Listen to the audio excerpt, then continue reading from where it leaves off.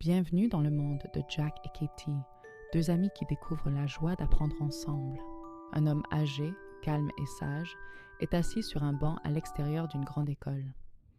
Il observe attentivement la cour, le regard bienveillant. Dans la cour, les enfants jouent et rient ensemble. Certains jouent au ballon, d'autres discutent joyeusement, tandis que la cloche retentit au loin. Un nouveau garçon entre dans la cour. C'est Jojo, un petit Italien bien habillé, avec son blazer vert, ses lunettes et son nœud papillon rouge. Les autres enfants le regardent avec curiosité. Deux garçons, Matt, et commencent à se moquer de lui. Ils chuchotent et ricanent en pointant du doigt ses vêtements élégants. Jojo essaie d'ignorer les moqueries, mais Matt et Ronnie s'approchent et l'embêtent de plus en plus. Jojo recule, mal à l'aise, contre le mur de briques. Pendant ce temps, Jack joue au ballon plus loin. Il voit la scène et comprend immédiatement que Jojo est en difficulté. Jack se tourne et crie à Katie, sa meilleure amie, « Katie, appelle le professeur Gary !» Katie, en robe jaune et barrette violette, court à travers la cour vers Mr. Gary, un professeur d'une trentaine d'années, vêtu d'une chemise claire et d'un pantalon. Mr. Gary arrive aussitôt sur les lieux. Matt et Ronnie, pris sur le fait, s'enfuient en courant derrière le mur.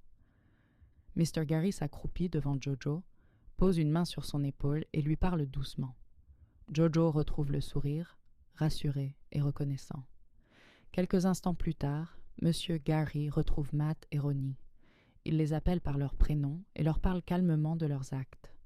Les deux garçons baissent la tête, honteux. Mr. Gary leur demande de s'excuser auprès de Jojo pour ce qu'ils ont fait. Matt et Ronnie reviennent, regardent Jojo et s'excusent sincèrement.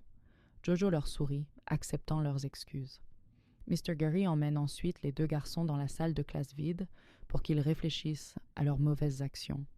Matt et Ronnie sont au coin tandis que la lumière du soleil entre par la fenêtre. Ils semblent réfléchir à leurs actions. Dehors, dans la cour, Jack, Katie et Jojo se retrouvent. Ils discutent, rient et apprennent à se connaître. Une nouvelle amitié commence à naître. La cloche sonne. La journée de classe est terminée. Les enfants sortent en groupe, souriant. L'homme observateur, toujours assis sur le banc à l'extérieur, se lève doucement et s'approche des deux amis. Il se présente. « Je m'appelle Christian Shepard. » Il leur parle avec douceur. « Je vous ai observé, les enfants, et vous savez. Les mauvaises actions ne viennent pas toujours du cœur. Parfois, une créature invisible et obscure influence les pensées des gens pour les pousser à mal agir. » Il conclut en souriant. « Mais cette créature qu'on peut appeler prédex ne résiste pas à la gentillesse, aux bonnes actions et à l'écoute de votre voix intérieure. Soyez toujours juste, respectueux et suivez le bien, les enfants. Les actions de vos amis pendant la récréation et la dernière fois dans le parc étaient causées par cette créature. Donc ayez du pardon et de bons sentiments envers ceux qui vous causent parfois du tort. Les enfants. » Jack et Katie échangent un regard admiratif. Ils ont eu une leçon aujourd'hui. Tout ce qui est mal ne vient pas forcément du cœur d'une personne, mais elle peut être influencée par le mal. La caméra s'élève sur l'école au coucher du soleil. Chaque jour est une nouvelle aventure pour Jack et Katie.